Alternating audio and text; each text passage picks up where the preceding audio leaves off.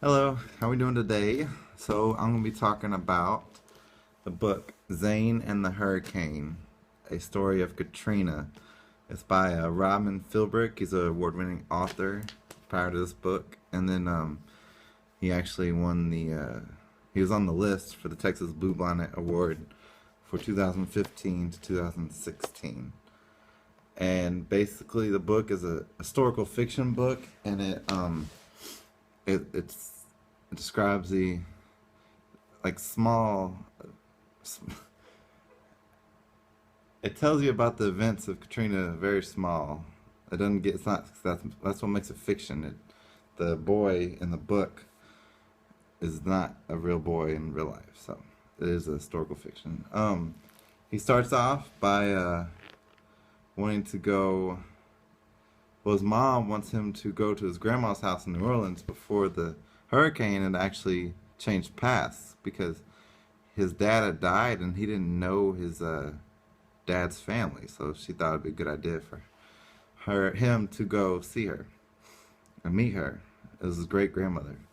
And when he got there, the the hurricane had changed paths, and so they left.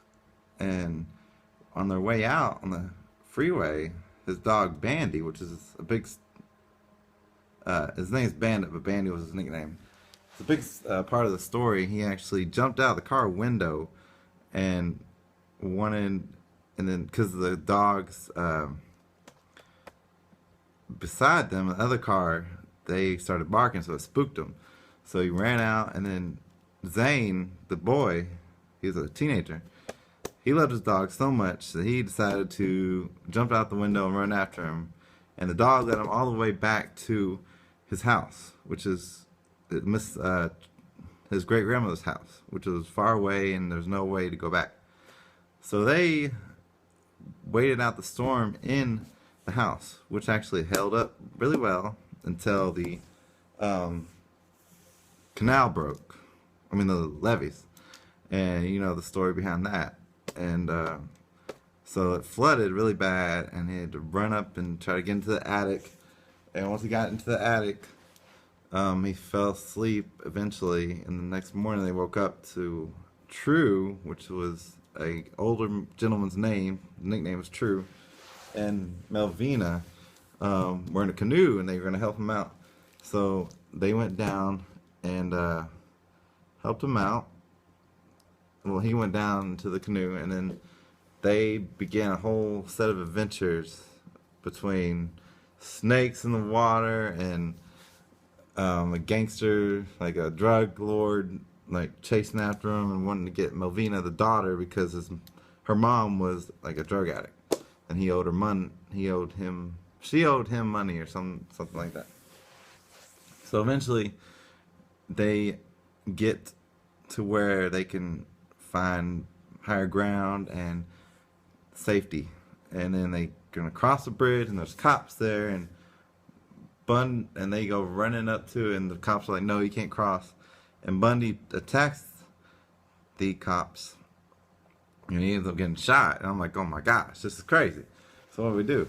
Well, the person they were trying to go to was actually right there, and she was a doctor, and it was True's cousin, and she actually fixed up Bundy real nice. And the story is basically that Bundy lived, and Zane got to go back to New Hampshire with his mother. So for the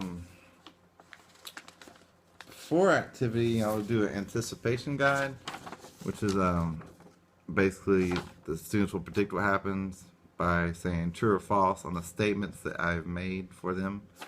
And then during reading, they would do a double entry journal, and that's putting down some quotes from the book and telling them your thoughts.